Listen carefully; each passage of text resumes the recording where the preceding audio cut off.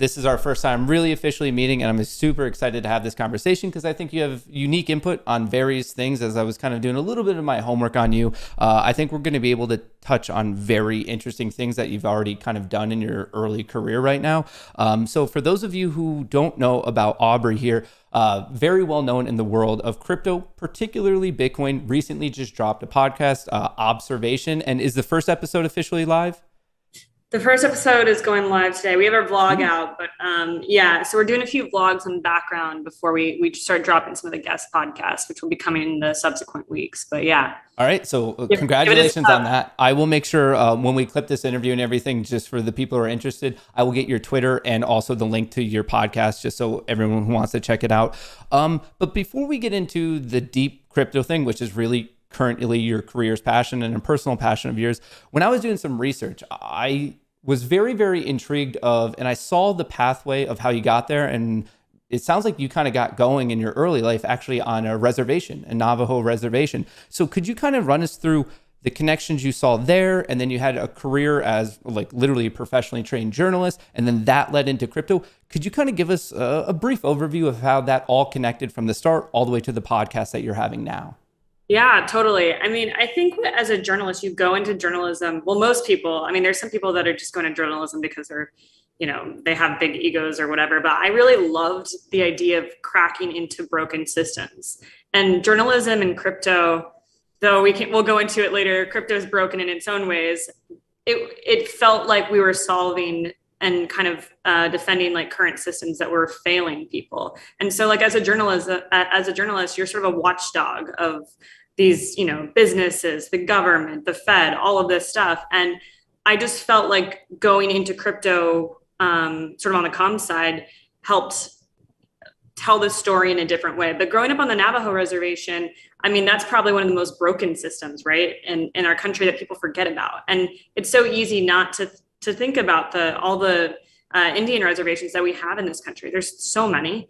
And they're kind of pushed off their land and subsidized by the government, and not a lot of innovation happens there. There's not a lot of great businesses. You basically have to leave the reservation to do any actual shopping, any commerce. So you're not funneling it back into your local jurisdiction. So the whole thing is kind of just shit, if I'm being honest. And you don't know that until you leave. That's the whole thing. When you grow up somewhere, you only know what you know. And so I think that actually applies to a lot of areas. You kind of only know what you know, and then you see the whole world and you see how things actually work. So that was sort of my upbringing, and it exposed me to a sort of a unique perspective of the world early on. With that, is that actually what drove you into not only being a journalist, but a journalist particularly with an interest in politics? Is that like your experience on the reservation and seeing how things, in your words, were broken? Is that kind of what drove you of like attempting to share that story with the rest of the world of what's actually going on? Was that the driving force there?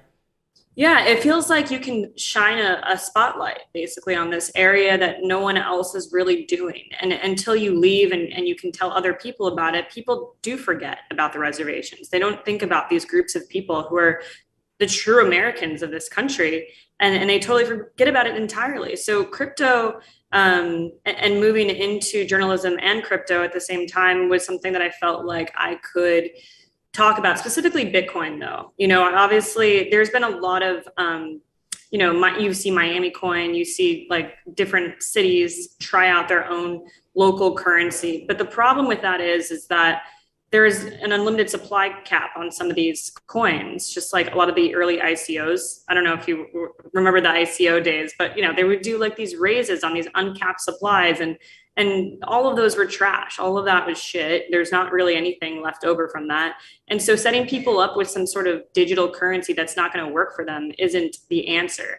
For me, obviously Bitcoin is down, but Bitcoin offers at least a capped supply. It offered some sort of hard money that people can deal with and understand. And I think that, people who, first of all, when I say people get into crypto, I say, check out Bitcoin first. Like, just check that out first before you get into anything else, because people are like, should I buy so-and-so coin, the Grimace coin, ape coin, like all these just random like shit coins that they're going to get wrecked. And I wouldn't give that advice to people if they actually wanted to opt out of the system.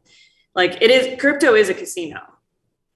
I would argue that's kind of one of the going jokes when I started my show is just it's all a casino because and we could totally get into this, but even the craziness of how much power the Fed has on the equities market of like we're getting crazy inflationary reports and like no way are we doing 50 bips, we get a 50, no way we're doing 75, and now they're like no way we're doing 100. I'm like all right, we're totally getting 100, but like who knows how accurate that is too. Okay, yeah, it's just absolutely ridiculous. And then it's funny because like we get commentary from the SEC of like it's not gambling. You should be an investor and have faith in the system. It's like, well, how can we have faith? And it sounds like, and I don't mean to put words in your mouth, but like that's almost what's attractive to you about Bitcoin is like, finally you have something agnostic that no one is messing with it. It's finite. We have 21 million and that is what it is. And in terms of regulation, and I know this is getting into the nitty gritty, to be completely frank, I own a lot of various crypto, but I am the least concerned with Bitcoin because Gary Gensler himself, that's the only one that he says it's fine. He's like, it is a commodity. We're not looking to that at all. And literally every other one. So even though I'm invested in it, it's the one I'm the least worried about just in terms of like regulation coming down and crushing it. Yeah, well, Gensler is obviously a huge proponent of Bitcoin and he's taught a lot of courses up at MIT. And he's, I mean, in that sense, that's why he's saying what he's saying. But the regulation, everyone says regulation's going to come. When's it going to come? Honestly, like how many people have to get really hurt and wrecked for people to step in? I just it's really hard to, as everything is evolving so quickly, and I just don't think our regulators are apt to really provide guidance a lot of the times, especially with this last bull market. We saw a lot of interesting projects pop up in different structures, and I don't think that they can regulate quick enough as the market expands. And so I think that's what they've been grappling with for a long time. But I mean, at some point, like the chaos needs to be, I would welcome regulation, honestly. I've seen a lot of shit go down in this space, and I would like to see a little bit of regulation. But back to your point about Bitcoin and not having to worry about it. Yeah, you don't have to worry about it, but there are a lot of people that are just not self-custodying. And so you see these centralized exchanges like a Celsius go down, like a Voyager, and even your like USDC is not safe. And so I think people just retail doesn't really understand what they're getting themselves into because crypto uses a lot of words like decentralization, right? And people think they're okay. They feel like that things work differently somehow in crypto, and it's actually not quite the case. And so it's really hard to see people's life savings evaporate because people went all in, and that's a scary thing for me, as someone who's been talking about this for so long. You have so many people that are just put off now entirely. They're just totally like will not enter, and maybe if they didn't enter, they were hearing about it and then they saw it in the news, and now they're definitely not going to get involved. And so that's kind of where we're sitting at. I mean, what do you think about that? Do you feel like that's the sentiment you get? Yeah, you hit it spot on. So just very quickly, I got involved with Bitcoin back in college because it was the only way I could gamble. Like I was like, oh, so I never thought of it as an investment. I was like, I just need to go through this intermediary that there's no rules about so I can gamble. And it sucks. My buddy and I at one point had like around 50 Bitcoin. And but it was at 200 a Bitcoin. And then we tried to get it to 75 so we could go to Vegas. And like we blew it all gambling. We never made it to Vegas. But I was like, I think about it, I'm like, if I just understood what was going. So that was my first idea of it. And then I came up, the reason even we're here now is more of the whole ape thing in terms of GME and AMC. In between GME's movement and AMC's movement was Doge's movement. I was like, oh, that's exciting because I saw similarities. There was this community support. There was a ravenous push. I was like, how do I get it? And someone said, just download Voyager. One day I was on a stream and I downloaded it, not knowing anything about the concept of your keys, your coin, or anything like that. And I just got it. And then all of a sudden I was like, well, it's easy. They made a nice interface similar to the way Robinhood did. And it's one of those painful lessons. And I think even this is when really it's all intertwined of your conversations about regulation and all that, of like, there was a generic trust. You're like, okay, you went out of your way to get a brokerage, some sort of approval, you're managing money. You just assume there's some built-in fail-safes there. And now the painful lesson for me, I'm in Voyager, not Celsius. Like not all of my stuff, but it's locked up. It's painful. And a lot of people listening to this right now, they're like, they're just basically sitting there with that feeling in their gut, just saying, fuck. And then I think that's the sentiment of regulation to fix that type of stuff. But even on a general level, you need the regulation for, I suppose, the highway on-ramps for the $12 trillion worth of 401ks and IRAs to be able to invest into a Bitcoin spot ETF that yet exists. But one of these days, I hope it will. But regardless, like, we clearly need it because Voyager going down, Celsius going down, 3AC blowing up, Terra Luna blowing up. It's so bad. And then you hit the nail on the head by saying, some people are like, nope, I'm done. When in reality, the other option, and I just don't know if people want to digest this, is the fact that the dollar, the thing they're sitting in, is so incredibly manipulated. If I explained to you USD and just said it was a crypto, I'm like, hey, a crypto that we're going to just add another 9 trillion and then we're going to like kind of fuck with it, interest rates and all that, you'd be like, oh, that's crazy. Like the way you were saying a shitcoin, you'd be like, oh, that's like the worst shitcoin I've ever heard of. And yet that's the other form of currency that people are choosing to put their money in. And for me, it's been a wild process. As of a year ago, I was like, oh, like Voyager, I think it works. And then near the end of the year, I was listening to podcasts that like are in the league that yours is about to be in. And like the importance of the keys your coin. I mean, now I have the Ledger Nano X. I was like, I just need to be off the system. The API is just not worth it. It's just, that's the answer. The API is not worth it. But I do think there's an interesting argument too about, let's be realistic on like self-custody here. Do we think every American, we'll start with America. Do we think every American can successfully self-custody and feels comfortable doing so? There's people that like centralization. They like having that. And crypto is so, bullish on fixing these systems, in quotes, that they're like, opt out of exchanges, get off, do all this stuff. And I just don't know if every American feels comfortable doing that or feels like they can or feels safe. It's a big leap to go into self-custody, I think, for people to actually to do it, to sit down and do it.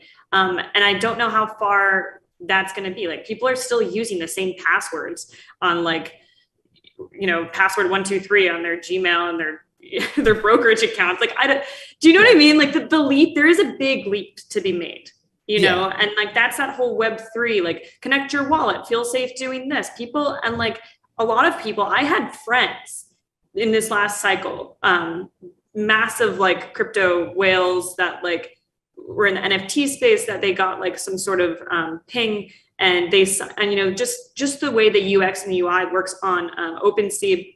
There was someone sending in like an offer for something. It was a scam. And she's my friend. She's like very, very much like an NFT whale. She signed it. You signed the signature and she sold 2 of her most like favorite NFTs. And it wasn't really about the money for her. She actually just loved these so much and they were gone because she had signed it twice. And just the way that the experience is built out, like you should be able to see, like you shouldn't have to scroll to the end of this contract and then sign it and like not even really know what you're doing because she was kind of in the middle of it. But like you really have to be paying attention all the time. And that's like, can people have their backs all the time and feel like you slip up one time, you're done? It's like a lot of these people are done. Yeah. That's a really tough question. And it's a tough barrier that I hope one day is surmounted. I guess not the best analogy, but maybe something similar is like, even if we look at equities, now you can sit on your couch and buy it through your phone. But years ago, you had to call your broker and the steps were more painful. So it's one of these things where I do feel like there's a delineation between people who are really into crypto and are super aware about the tech and know how to do it. And then there's people who are new, who their question might just be, what is a ledger? And there's a big gap between it. And like, I think that can be daunting, but I think someday I hope capitalism prevails and someone steps in and can bridge that more easily. I'm hoping that capitalism and business takes care of it, of just, hey, there's a value that could be provided by making the process easier. But it is. I mean, I was reading the story about Seth Green, the famed actor, who he lost 2 of his. And like, there's so many scams the other day when I'm doing the crypto news. There's a lot of scams. There's serious scams. And it kind of comes back to like, don't share your password with anyone, save your seed phrase, get it off exchange and do what you can. But you bring up a super valid point of the more steps you add, you're going to have big percentage drops offs in people who are even willing to go through those steps. The one thing that I'm actually even experiencing too, that's not, and this is the one thing I hate about social media right now, is like people who follow me on Instagram basically get hit with like about 10 bot accounts that are asking like how your trade is going or whatever. And I know that I have people in an actual really sad way. Like I know people have fallen for it because there's no real way to, there's these scammers are so good. And if there's money to be made, people are going to scam this, like anything that they can try, they will do. And so it's really sad. And I actually had someone DM me the other day that said like, unfortunately, I was like a victim of this scam that happened. Like, that I thought it was your Instagram account. And I also am always shocked when that happens because I'm shocked that people think that I would DM on this program. It's just kind of interesting, like behavioral changes for people of who they trust and what they're willing to put their money in. And it's actually shocking to me to see like people do that. I don't know. I've thought about that quite a bit myself because like I'm sure you see it like in my name with Kohrs, there's an O and then they'll make it a 0. So like they'll try to make the name as close as they can. And I think some people, they don't want to look into it because it's hope. In a way, Bitcoin, stocks, all of this stuff represents financial hope. It's a form of faith and they don't want it to be wrong. Everyone hopes that they just got hit with like the miracle lightning bolt and this is the thing that's going to work. And that's why no one looked into the fact that Voyager put way too much money with 3AC. No one looked into potentially the algorithmic downfalls of Luna. Everyone wants it to work. The DAOs that had millions and millions of percents of APY, everyone just wanted it to work, so they don't want to ask the hard questions. Like no one wants to be the party pooper. So even like that, when you've had it, I've had it, of like, hey, I got this DM, did I send money? It's like, dude, did you check the name? And I think it's that same thing of people just want it to be real. They hope you are reaching out to them. And it's the unwillingness to look at the red flags because they don't want to take away their own hope. And it is a deeply psychological thing. And it's sad because the fact that they're still doing it shows that they're still scamming people. These scams would not exist if they did not work. And it just is proof that they are working. And it's just the newest iteration on even the scam callers who, in my opinion, are like abusing the elderly of like, hey, we locked your computer, when in really they just like, they're like fake Microsoft support. It's just a new twist on the same like bullshit scam. Whenever there's money at play, people are going to try to figure out like how to fuck it up and take advantage of other people. What you said about like the red flags and the hope is so accurate. It's so accurate. And I've, lived through a few crypto bull markets, and it's funny. You really have to check yourself so much when you're in one because everything starts to feel so weird. And being in this space, one of the things I want to do with the show is give people sort of this like behind the scenes of what it's like to work, number one, in this industry, but what's really happening with some of the top players, because I think we're living in such an interesting time, right? I'm in a story, for example, like some bull market bullshit that I did, and me and my friend, we like flipped a Bored Ape one day and like blew a ton of money at Saks. We were like accidentally, there was like a trade and it went, and we woke up, we like went out partying one night and flipped, and we woke up and she goes, oh, our friend had gifted apes to like everyone. Who gifts apes to anyone? And then also we wake up and she's like, they accidentally sold. And so we're like, what do we do? She's like, do you want to go to Saks and just blow a bunch of money? And I was like, I guess so. Like, there's just these crazy stories, but like when you're in it, it's crazy and all these red flags are happening and this isn't real life, but that's that feeling that like, there's also that hope angle. Like everyone hopes they're investing in some PFP that's going to 10X. And that's, if everyone made money off of the last cycle, which was a lot of it DeFi, but a lot of it was the NFT market, you sometimes lucked in just like how you would have done with Bitcoin. A lot of it's just pure luck. A lot of people who got into some random NFT project that did become a top performer, they didn't know, they just lucked out, and people are trying to figure that out. Half the time there is no strategy. You're just throwing darts, and so comes back to the casino argument. It's just another form. It's a unique way, I suppose, to play roulette. But with that, obviously, you're a big supporter of Bitcoin. But it seems like we're having quite a bit of dialogue about NFTs. Are you in support of NFTs, not against NFTs? Do you just want the technology to change? And obviously, I want to talk about your podcast, but maybe this is the final thing before you really give us the rundown on that. Yeah. So it's funny because there's a really interesting argument happening online right now about Bitcoin maximalism. And there's a lot of like tribalism and culture around different chains. So you have like Bitcoin maxis who are like purists, and you have like ETH and Solana and all these other chains that people really rally behind. behind as like an identity, which is interesting. But the Bitcoin maximalism crowd really doesn't like any other protocols. And so it's interesting because a lot of the NFTs that exist are on Ethereum or Solana. And so Bitcoiners get very upset about it, but a lot of Bitcoiners don't remember that Hal Finney, one of the biggest, or first users of Bitcoin, and then a lot of people think Hal is Satoshi. That's a whole other argument, but whatever. That he talked about this on an online forum in 1993 about digital trading cards and ownership. And I think that's important because digital ownership already exists. And I don't get why a lot of the Bitcoin crowd is, I understand that there was a lot of hype over NFTs, but that doesn't mean that NFTs themselves don't have value, or the idea of NFTs, of digital ownership and sovereignty and having this. You already have a digital wallet. You pull up your wallet right now and you have you can pay like Apple Pay, and you have all these cards, your tickets to things. It's just going to take probably a different, just a different way it's used with Web3. It'll be all integrated in through an address opposed to multiple different inputs on your phone. So I do believe in NFTs. I think there's a path forward there. I think it won't just be like art or collectibles. It'll expand to everything, just as your digital wallet on your phone does. So that will go through tickets if you're going to, or membership or a lot of other things. And it won't feel like an NFT. And I hope we don't use words like NFT in the future, because I think also that is just, there's so many words that we use in crypto and people are just like, what the fuck? Yeah. NFT, no one knows what it means. It's all these barriers to entry. Number one, on the user experience, but number two, on the language that we use in crypto. It's so bad.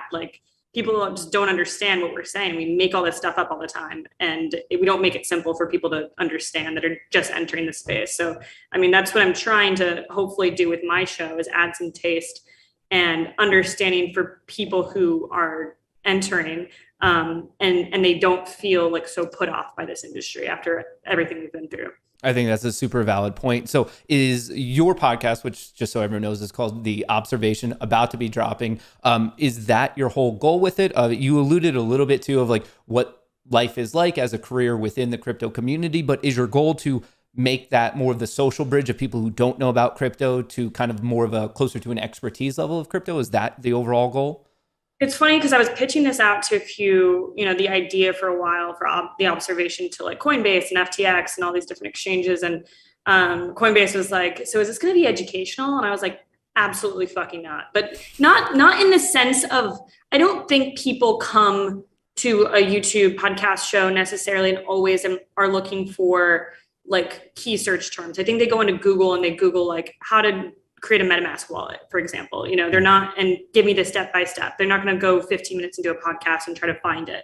I think what's interesting to people is it's the same way you learn a language. You get exposed to it, and then you can kind of then you can kind of apply it to your life and understand. But I think the human element to crypto has been lacking for so long.